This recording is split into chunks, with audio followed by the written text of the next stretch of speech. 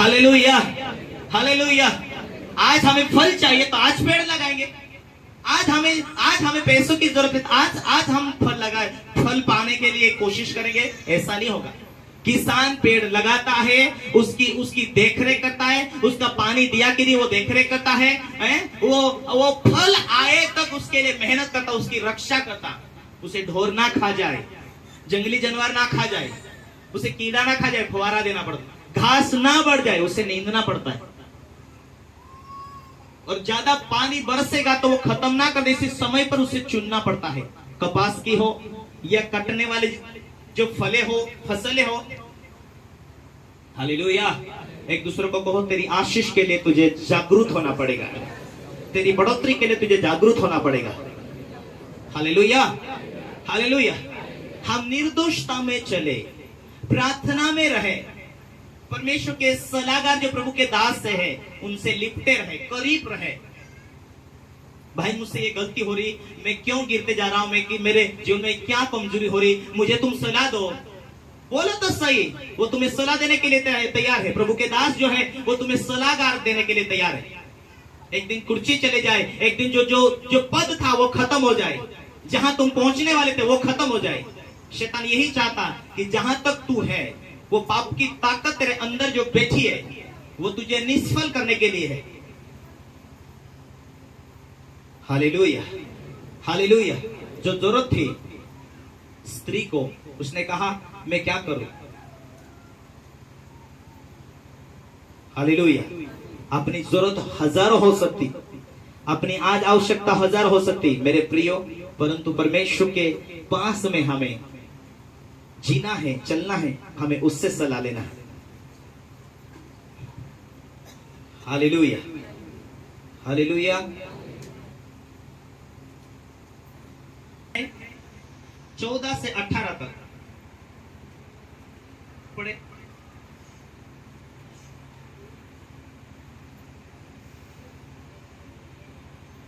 क्योंकि हम जानते हैं कि व्यवस्था तो आत्मिक है, क्योंकि हम जानते हैं कि व्यवस्था तो आत्मिक है, परंतु मैं शारीरिक हूं, पापों के हाथ बिका हुआ हूं, और जो मैं करता हूं उसको नहीं जानता, क्योंकि मैं जानता हूं कि वो नहीं किया करता, परंतु जिससे मुझे घृणा आती है वही करता हूं।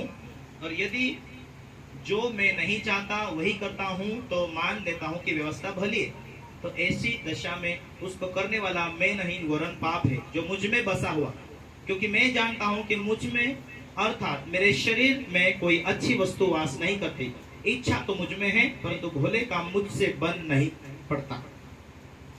परमेश्वर की व्यवस्था में लिखा है भेंट करना, व्यवस्था में लिखा है प्रेम से रहना, माफ करना, नम्र बनना, प्रार्थनाएं करना। कितने लोग सुन रहे? बोलो मैं सुन रहा हूं। क्या लिखा है? प्रार्थना करना, माफ करना, अपने देह के समान दूसरों को भी माफ करना, अपने से अच्छा दूसरों को तुम आत्मिक समझो। हालेलुया। अपने से अच्छा तुम दूसरों को समझो, बुराई मत करना, निंदा मत करना, बदनामी ना करना।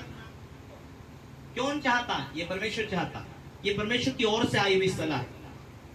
बाइबल ये कहती है पतियों तुम भी अपनी पत्नी को अपने देह के समान प्रेम करना। हे पतियों तुम भी अपनी पत्नी को अपने देह के समान प्रेम करना। ये कौन दिया आज्ञा? परमेश्वर। ये परमेश्वर की ओर से सलाह है। यदि तुम उससे आज्ञा पूरा करते हो तो तुम परमेश्वर की इज्जत करते हो, ऐसा तुम नहीं करते तो तुम परमेश्वर की बेइज्जत करते हो, और तुम परमेश्वर की बेइज्जत करते हो उसका परिणाम तुम्हें भी भुगतना पड़ेगा। तुम उसे इज्जत दो परमेश्वर को, परमेश्वर तुम्हें इज्जत देगा। तुम परमेश्वर के बेइज्जत करो तो वो भी तुमको बेइज्जत करेगा। हालेलुया। हे पतियों तुम अपनी पत्नी से अपने देह के समान प्रेम करो। हे पत्नियों तुम अपने पति को अपने पति के अधीन रहो। ये परमेश्वर की सलाह है। हे बच्चों अपने माता पिता के अधीन रहो। हे बच्चे वालों अपने बच्चों से प्रेम करो। ये परमेश्वर की सलाह है। जब हम एक एक सिद्धांत को मानते हैं, चलते हैं, तो परमेश्वर की आशीष उसके समय वो देता है। लेकिन व्यवस्था में ऐसा लिखा है जो मैं करना चाहता हूं या करना चाहती हूं, या जो मैं वचन में लिखा उसे पूरा करना चाहता हूं, यदि मैं वैसा नहीं कर पा रहा है, इसका मतलब मैं झूठ ना बोलना चाहती हूँ, झूठ ना बोलना चाहता हूँ, परंतु हो जाता है, झूठ बोल ही दिया जाता है मुझ में। इसका कारण वो तू नहीं, परंतु जो तुझ में पाप जड़ बन कर बैठा हुआ है, वो पाप के कारण तू परमेश्वर की आज्ञा मानने के लिए असफल है। कोई ना कोई कलीसिया के अंदर पाप है, इसके लिए वो कलीसिया जो है वो परमेश्वर की व्यवस्था को मानने के लिए असफल है। हालेलुया। कितने लोग सुन रहे? बोलो मैं सुन रहा हूं, मैं सुन रहा हूं। हालेलुया।